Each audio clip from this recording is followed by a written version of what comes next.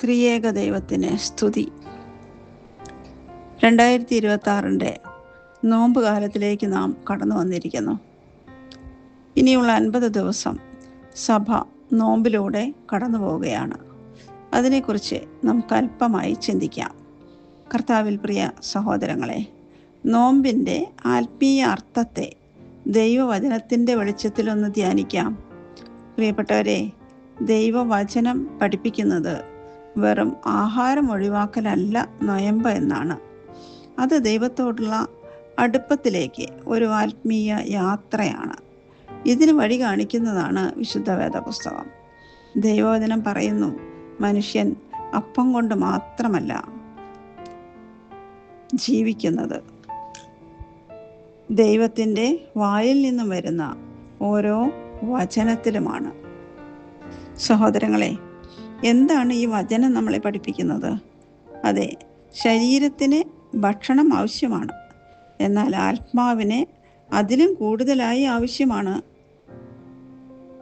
കാരണം ദൈവവചനം പറയുന്നു, പുറമേയുള്ള മനുഷ്യൻ ക്ഷയിച്ചു പോയാലും അകമേയുള്ളവൻ നാൾ തോറും പുതുക്കപ്പെടേണ്ടതാണെന്ന്. അതുകൊണ്ട് എത്രത്തോളം നാം ദൈവവചനം വായിക്കുന്നുവോ അത്രത്തോളം അകമേയുള്ള മനുഷ്യൻ പുഷ്ടിപ്പെട്ടുകൊണ്ടേയിരിക്കും.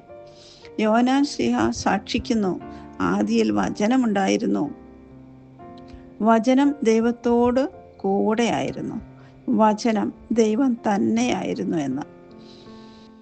എൻ്റെ പ്രിയപ്പെട്ടവരെ, നമ്മൾ വചനം വായിക്കുമ്പോൾ ആരുടെ കൂടെയാണ് നാം വസിക്കുന്നത്? ദൈവത്തോടു കൂടെ തന്നെയാണ്, അല്ലേ? അങ്ങനെയാണ് ആ ദൈവീക സ്വഭാവം നമ്മളിലേക്ക് പകരുന്നത്. ദൈവത്തിൽ ആശ്രയിക്കാൻ ഈ നോമ്പ് നമ്മളെ സഹായിക്കുന്നു. സങ്കീർത്തനക്കാരൻ പറയുന്നു, മനുഷ്യരിൽ ആശ്രയിക്കുന്നതിനേക്കാൾ യഹോവയിൽ ആശ്രയിക്കുന്നത് നല്ലത് എന്ന്. നിങ്ങൾ എന്നെ അന്വേഷിക്കുമ്പോൾ പൂർണ്ണ ഹൃദയത്തോടു കൂടെ അന്വേഷിച്ചാൽ എന്നെ കണ്ടെത്തുമെന്നാണ് ദൈവം നമ്മളോട് പറയുന്നത്. സഹോദരങ്ങളെ, ദൈവത്തിന് ഇഷ്ടമുള്ള നോമ്പ് യെശയ്യാ പ്രവാചകന്റെ പുസ്തകത്തിൽ 58:4 മുതൽ 10 വരെയുള്ള വാക്യങ്ങൾ വ്യക്തമായി പറയുന്നുണ്ട്. അത് നമ്മൾ വായിക്കണം, ഗ്രഹിക്കണം. വിശപ്പുള്ളവന് നിന്റെ അപ്പം നുറുക്കി കൊടുക്കണം, അന്യായ ബന്ധനങ്ങളെ അഴിച്ചുവിടണം, അലഞ്ഞു നടക്കുന്ന സാധുക്കളെ നിന്റെ വീട്ടിൽ ചേർത്ത് കൊള്ളണം എന്നൊക്കെ ഒട്ടനവധി കാര്യങ്ങൾ പറഞ്ഞിട്ടുണ്ട്. അതുകൊണ്ട് ഇതിൽ നിന്നും എന്താണ് നാം പഠിക്കേണ്ടത്? ഒന്നാമത്തെ കാര്യം, നോമ്പ് വെറും വ്യക്തിപരമായ ആത്മീയ അഭ്യാസമല്ല, അത് കരുണയുടെയും പങ്കിടലിൻ്റെയും ജീവിതമാണ്. കൂടാതെ നമ്മുടെ ദൗർബല്യം മനസ്സിലാക്കി വിനയത്തിലേക്ക് നമ്മളെ നയിക്കുന്നു. ഇതാണ് നമ്മുടെ നോമ്പുകാലം. ദൈവത്തിൻ്റെ ശക്തി നമ്മുടെ ജീവിതത്തിൽ പ്രവർത്തിക്കാൻ വഴിയൊരുക്കുന്നു. നോമ്പിനോട് ചേർന്ന് പോകേണ്ടതാണ് പ്രാർത്ഥന. ഇത് രണ്ടും ഒരേ നാണയത്തിൻ്റെ 2 വശങ്ങളാണ് പ്രിയമുള്ളവരെ. ഇത് രണ്ടും ഒത്തുചേരുമ്പോഴാണ് ആത്മീയ ശക്തി നമുക്ക് ലഭിക്കുന്നത്. പ്രാർത്ഥനയാലും ഉപവാസത്താലും അല്ലാതെ ഈ ജാതി ഒഴിഞ്ഞു പോകുകയില്ല എന്ന് വചനം ഓർമ്മിപ്പിക്കുന്നു. അതായത് ചില കാര്യങ്ങൾ പ്രാർത്ഥനയും നോമ്പും കൊണ്ട് മാത്രമേ നടക്കുകയുള്ളൂ എന്ന് തന്നെയാണ്. ഇതിനാൽ നാം ഒരു ആത്മീയ യുദ്ധത്തിന് ശക്തരാകുകയാണ്. നമ്മുടെ ഹൃദയപരമായ ഒരു മാറ്റത്തിനും നോമ്പ് സഹായകമാകുന്നു. നിങ്ങളുടെ വസ്ത്രങ്ങളല്ല, നിങ്ങളുടെ ഹൃദയങ്ങൾ കീറുക എന്ന വചനം നാം ഓർക്കാം. പുറമേയുള്ള ആചാരങ്ങളൊന്നും ദൈവത്തെ തൃപ്തിപ്പെടുത്തുന്നില്ല. ഹൃദയത്തിലെ ആത്മാർത്ഥതയാണ് ദൈവം നോക്കുന്നത്.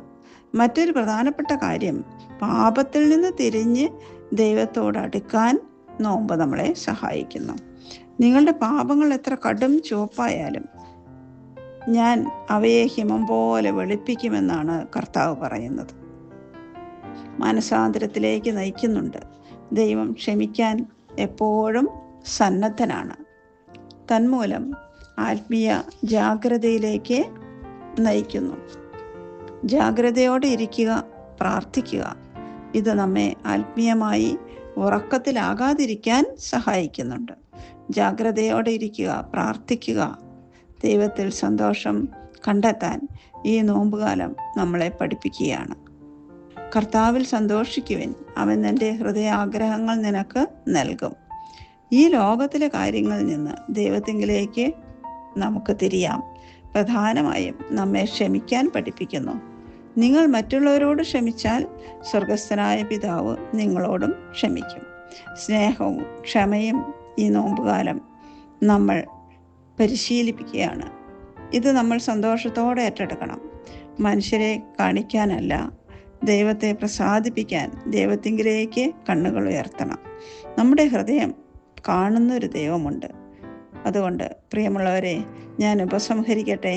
നോമ്പ് ഒരു ആചാരം മാത്രമല്ല, അത് ദൈവത്തോടുള്ള ബന്ധത്തിൻ്റെ ആഴമാണ്. നമ്മെ ശുദ്ധീകരിച്ച് രൂപാന്തരപ്പെടുത്തുന്നു. നമ്മുടെ നോമ്പുകാലം ഇങ്ങനെ തന്നെ ആയിരിക്കട്ടെ. നമ്മുടെ നോമ്പ് ദൈവത്തിന് പ്രസാദകരമാകട്ടെ. നമ്മുടെ ജീവിതം ദൈവനാമ മഹത്വത്തിനായിട്ട് പ്രയോജനപ്പെടട്ടെ. ദൈവം എല്ലാവരെയും അനുഗ്രഹിക്കട്ടെ. ആമേൻ.